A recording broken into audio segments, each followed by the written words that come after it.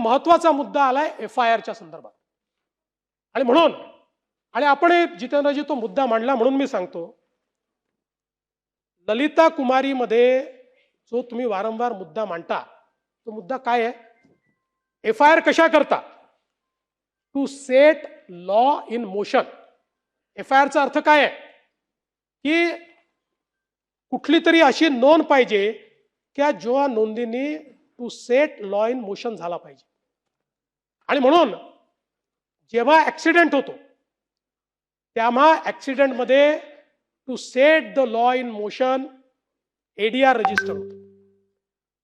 आणि ADR register झाल्यानंतर ज्यावेळेस संपूर्ण चौकशी पूर्ण होते आणि त्याच्यामध्ये जर असं आढळलं की याच्यामध्ये ऍक्सिडेंट नाही आहे, याच्यामध्ये काही क्रिमिनल एलिमेंट आहे, याच्यामध्ये काही निग्लिजन्स आहे, याच्यामध्ये काही चुका आहेत, याच्यामध्ये काही घातपात आहेत, त्यावेळी जेव्हा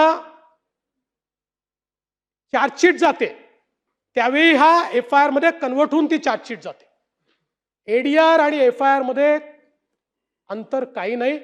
दोघांचंही काम to set the law in motion आहे.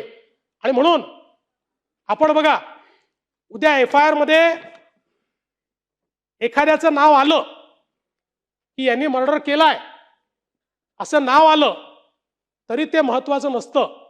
चार्जशीट महत्वाची असते. चार्जशीट मध्ये पुराव्यानिशी त्याचं नाव आहे की नाही.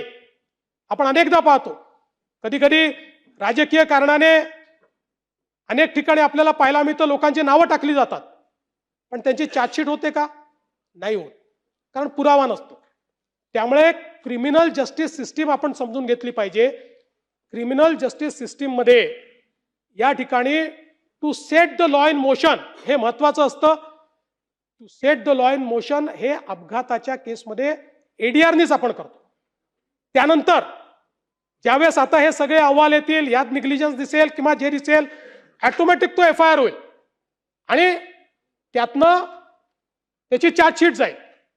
म्हणून मला असं वाटतं की आता कदाचित रोहित पवारांचे ते काका होते, त्यांचे जास्त जवळचे असतील, पण आमचे मित्र होते. आणि मला तर असं वाटतं की कदाचित म्हणजे त्यांच्या जवळचे लोक सांगू शकतील की गेल्या 5-7-8 वर्षात तर जेवढी माझ्याशी मैत्री होती तेवढी कदाचित राजकारणात फार कोणाशी असेल असं मला वाटत नाही.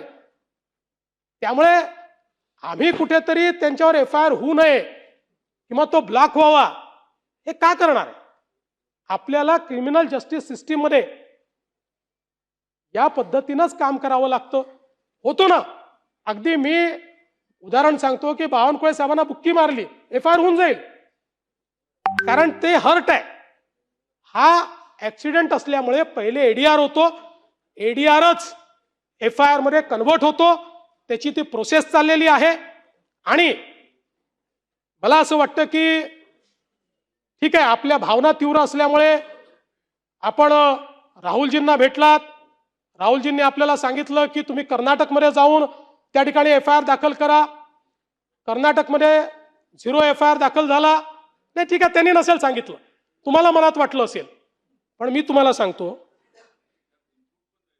नाही द्या ना शेवटी, असं नाही, द्या शेवटी.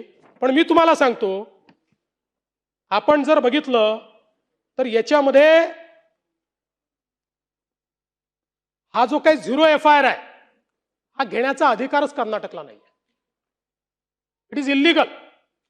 याचं कारण 0 FIRच्या संदर्भातला नियम असा आहे की ज्यावेळी विक्टीम FIR करण्याच्या परिस्थितीत नसेल त्यावेळीच विक्टीमला 0 FIR करता येतो. जिथे FIR करायचा ज्यांचं ज्युरिस्डिक्शन आहे त्या ज्युरिस्डिक्शन मध्ये जर विक्टीम पोहोचू शकत नसेल तर 0 FIR होतो आणि तो 0 FIR हा त्या पोलीस स्टेशनला त्या ठिकाणी कन्वर्ट होतो. अशा पद्धतीनं 0 FIR घेण्याचं ज्युरिस्डिक्शन कर्नाटकला बिलकुल नाही. उद्या हे जे काही कर्नाटकने केलं आहे यात काय होणार? उद्या जर हीच पद्धत ठेवली तर आमचे विखे पाटील साहेब मुंबईच्या पोलीस स्टेशनमध्ये कर्नाटकच्या मुख्यमंत्र्यांच्या विरुद्ध 0 FIR नोंदवतील. आणि माझ्या दबावापोटी समजा नोंदला गेला, मी आणत नाही दबाव, नोंदला गेला आणि तो 0 FIR म्हणून जाईल. आणि म्हणून याकरता 0 FIR नाही आहे. मी आपल्याला पद्धती पण सांगतो. म्हणजे you may be aggrieved and you have all right to be aggrieved, पण त्याच्यातली पद्धत ही आहे, याकरता पद्धत अशी दिलेली आहे की अशा पद्धतीनं तुम्हाला जर वाटतं की FIR दाखल झालाच पाहिजे आणि समजा प्रशासनाचं मत आहे की ADR will be converted into FIR, तर याच BNSच्या कायद्याने तुम्हाला 175(3) दिलेला आहे, ज्याच्या अंतर्गत तुम्हाला संबंधित कोर्टात जाता येतं आणि कोर्ट डायरेक्ट करतं की याच्यात FIR दाखल करा. त्यामुळे हा जो काही कर्नाटकने जे काही केलेलं आहे तुमच्या मनात नसेल, पण हे कर्नाटकने राजकीय दृष्ट्या महाराष्ट्रामध्ये इन्व्हेस्टिगेशन नीट चाललेलं नाही, कुठेतरी इन्व्हेस्टिगेशन डिरेल करण्यात येत आहे, कुठल्या तरी दबावाखाली इन्व्हेस्टिगेशन चाललंय, अशा प्रकारे महाराष्ट्राची मानहानी व्हावी म्हणून कर्नाटकने हा रजिस्टर केलाय. अन्यथा नाही, याला शेमचा विषयच नाही. नाही एक मिनिट.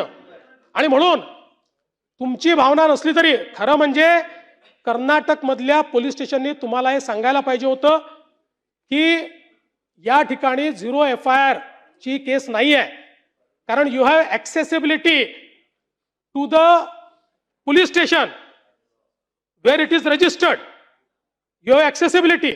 आणि त्यांनी जर तो रजिस्टर केला नाही तर 175(3) च्या अंतर्गत तुम्ही कोर्टातनं तो रजिस्टर करून घेतला पाहिजे. पण मी तुम्हाला आश्वासित करतो, तुमच्या मनात शंका ठेवू नका. आकाश पाताळ एक करू, पण या केसमध्ये जर कोणाचा घातपात असेल, कोणाचा बाप असला तरी त्याला खोदून काढू, सहन नाही करणार.